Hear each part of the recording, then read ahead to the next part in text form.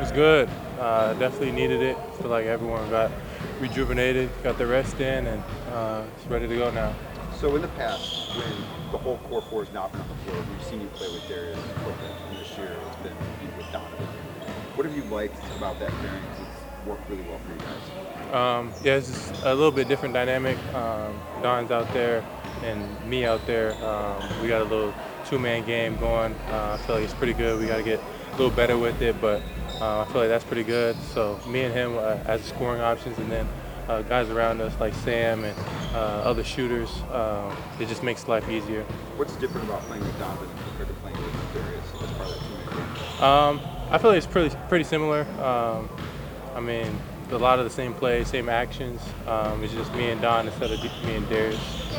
Kenny was pretty vocal about how in the Boston game at the end he didn't get you enough touches, and then he went right to you in the first quarter. Just to have a coach that kind of owns up to that and calls your number the way he did the other night, like what does that mean? Like that he was able to make that adjustment for you.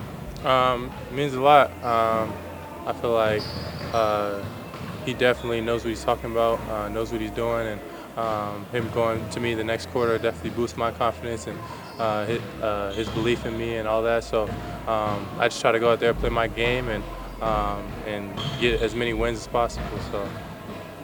Kenny mentioned the other day that he wasn't happy with the defense against Boston. What makes them so hard to guard? They got great players all around. All five players can score, so you can't really help too much off of them. Also, they got big guards as well that can get down into the paint, so it's tough to read if you want to help or you don't want to help. You just kind of like pick your poison. And I feel like we just got to do a better job of guarding our yard. And past few games, not just Boston, we haven't played the best defense. I feel like we got to get that side a little more tight, and from there we should be good. What do you have to do to get it more tight? Just practices like this, going over our system. I feel like since our schedule was so high intensity that we didn't really get too many practices to keep going over stuff, and I feel like the defensive side just slipped a little bit.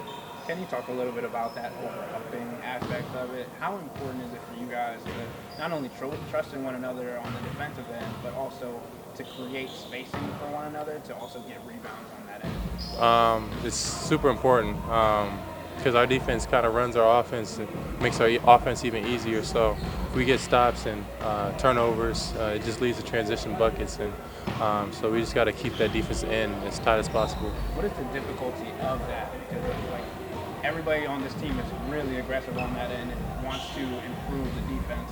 So you want to help out, you want to overhelp a little bit, but to stay in your area or on your man, how difficult is that task? Yeah, you got to just pay attention to the scout and what our team defense is. If your guy's a shooter, you can't really help too much off of him. If your guy isn't, or if you're cross match, you got to know who you're guarding and adjust your defense accordingly.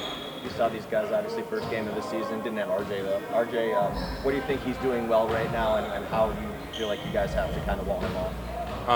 Yeah, he's a good player. Likes to drive left a lot. So we got to definitely take away that left hand and force him to shoot tough twos and not just easy ones, easy threes or easy layups. So I feel like that's going to be the game plan. What's the most surprising thing that you've learned about Ty? Honestly, I've seen this the whole time. It's not surprising. So yeah, nothing's really surprising me.